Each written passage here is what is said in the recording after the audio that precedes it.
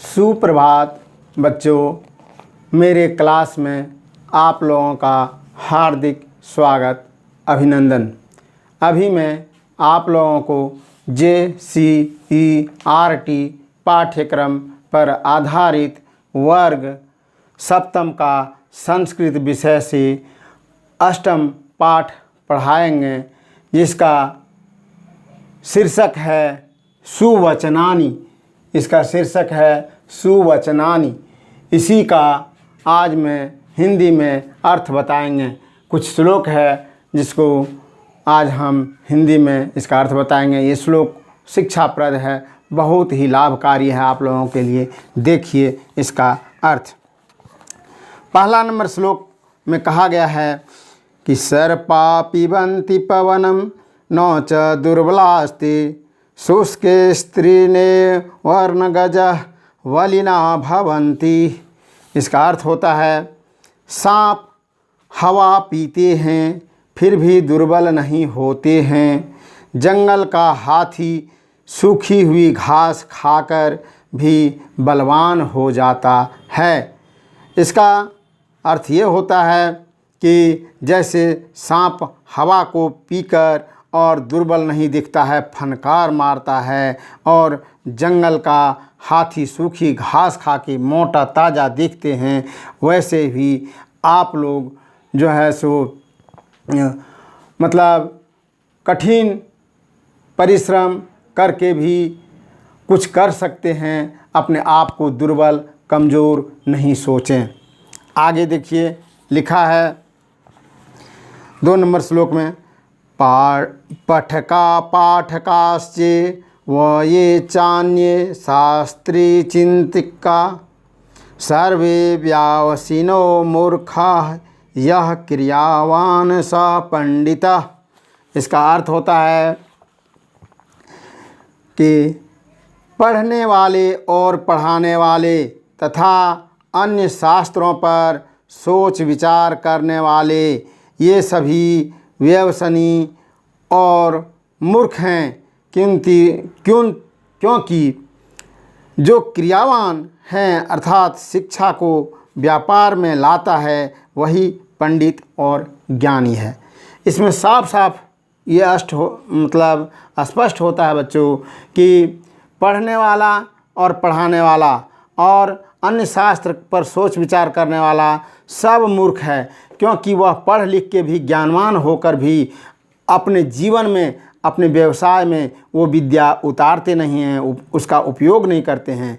इससे अच्छा है कि अनपढ़ लोग जो अशिक्षित है, शिक्षा मतलब जितने जानकार है उतने वो अपने व्यवहार में लाते हैं, अपने शिक्षा को व्यवहार में लाते हैं। इसलिए पंडित वही है, ज्ञानी वही है जो कम भी पढ़े लिखे हैं और वो ज्ञान व्यवहार अपने व्यवसाय में उतारते हैं। इसका अर्थ यहाँ तक हुआ। उसके बाद 3 नंबर में कहा गया है, यदि सन्ति गुणाः पुंसां विकसन्त्येव ते स्वयं न हि कस्तूरिकामोदः शपथेन निर्वायन्ते। इसका अर्थ होता है कि यदि मनुष्य के भीतर गुण है तो वे स्वयं विकसित हो जाते हैं। कस्तूरी की सुगंध को शपथ लेकर भी नहीं रोका जा सकता है।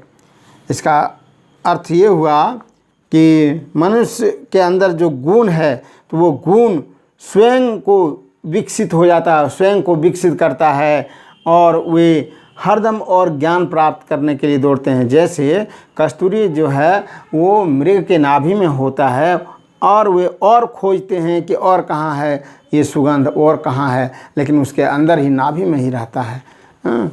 आगे देखिए फिर क्या है लिखा है 4 नंबर में, मित्रेण कलहं कृत्वा न कदापि सुखी जन इति ज्ञात्वा प्रयासेन तदेव परिवर्जते।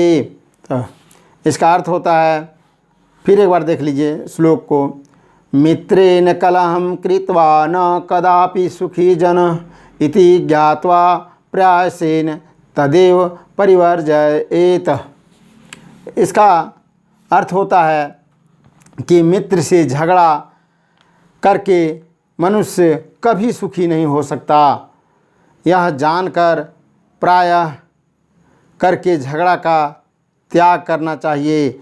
मतलब अपने दोस्त से आप कभी भी झगड़ा करने पर आप सुखी नहीं हो सकते हैं। ये जान लेना चाहिए और प्रयास करना चाहिए कि वो झगड़ा से बचें, झगड़ा को त्याग दें, और अपने दोस्त से हरदम प्रेम पूर्वक रहें, क्योंकि झगड़ा से कभी आपको सुख नहीं मिलने वाला है।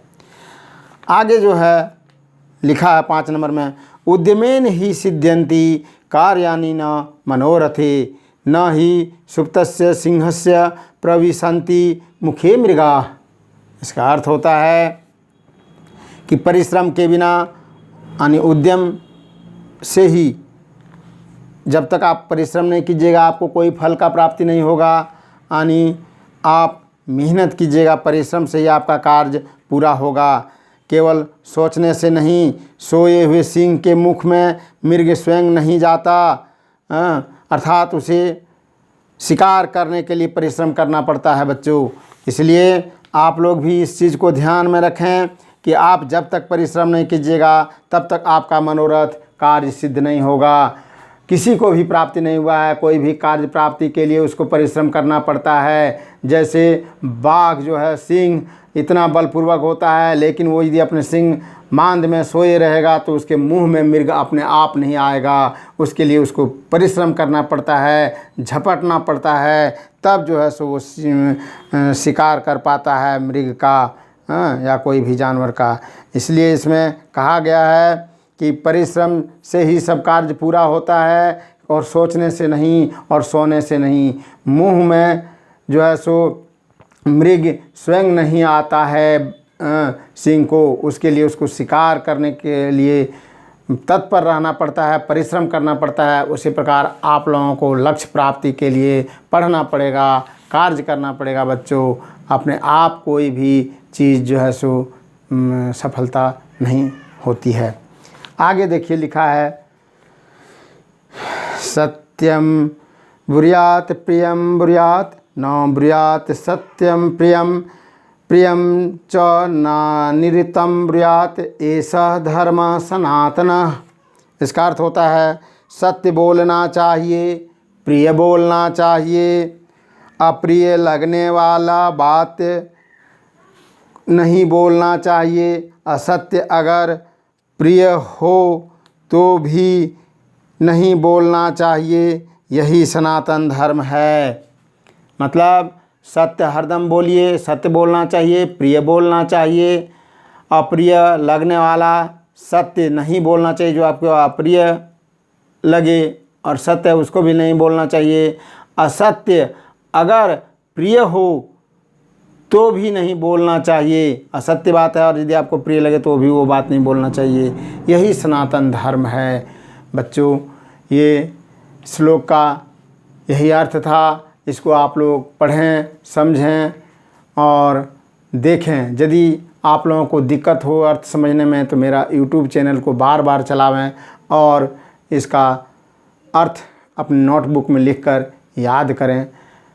फिर हम अगला दिन इसका प्रश्न उत्तर लेके आएंगे। तब तक आप लोग पढ़ें, लिखें, खुश रहें। जय हिंद, जय झारखंड।